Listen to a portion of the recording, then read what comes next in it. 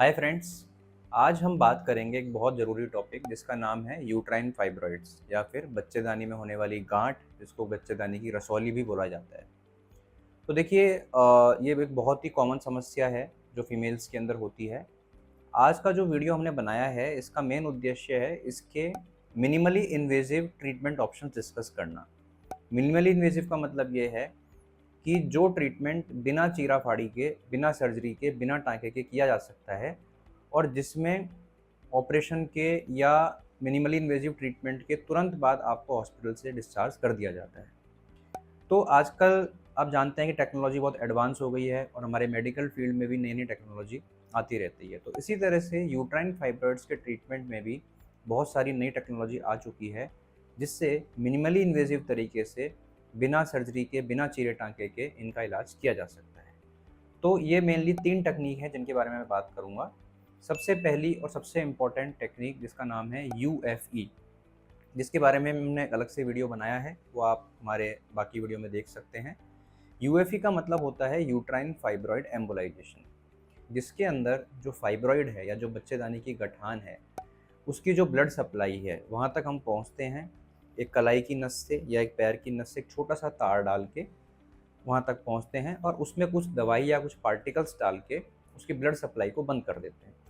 जैसे ही उसकी blood supply बंद होती है, वैसे ही वो फाइब्रॉइड धीरे धीरे श्रिंक होके ख़त्म हो जाता है। तो इसके अंदर कोई चीरा नहीं है, कोई टाँका नहीं है और हॉस्पिटल से तुरंत आपको डिस्चार्ज मिल जाता है। और सबसे इम्पोर्टेंट बात है, कोई कट नहीं आता और बच्चेदानी के साथ में कोई छेड़छाड़ नहीं होती। बच्चेदानी को, नॉर्मल बच्चेदानी को कोई नुकसान नहीं पहुँचता।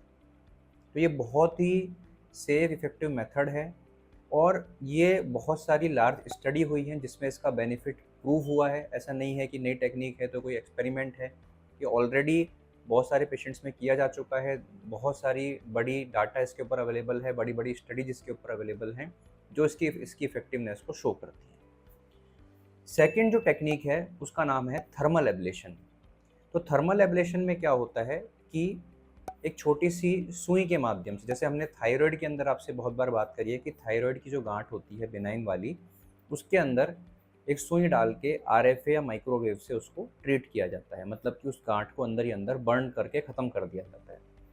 तो आप सेम टेक्निक यूट्राइन फाइब्रॉइड्स के अंदर भी इस्तेमाल की जा सकती है, जिसके अंदर आरएफए या माइक्रोवेव से एक छोटी-सी सुई के द्वारा उस बच्चेदानी की गठान को बर्न कर देते हैं, जिससे वो ख़त्म हो जाती है।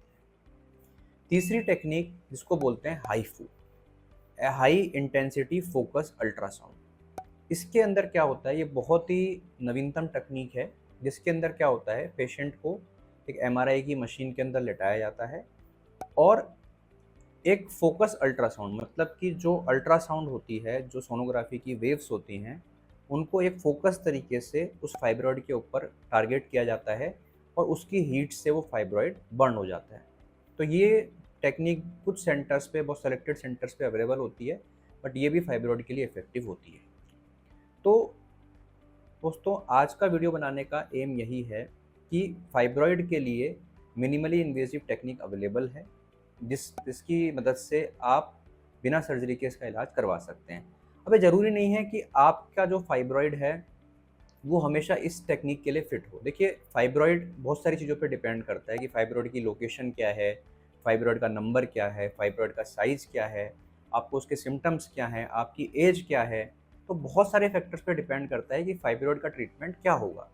कई बार सिर्फ दवाइयों से भी ठीक हो जाता है, कई बार किसी सर्जरी की आवश्यकता नहीं भी पड़ती है, कई बार ओपन सर्जरी की आवश्यकता पड़ती है और कई बार एम्बोलाइजेशन से भी काम हो जाता है। तो इसके लिए आप एक फाइब्रॉइड एक्सपर्ट से मिलें, मुझसे मिलें, आप अपना प्रॉपर इवैल्यूएशन करवाएँ और उसके बाद हम बैठ के डिस्कस कर सकते हैं कि आपके लिए कौन-सा ट्रीटमेंट ऑप्शन बेस्ट होगा।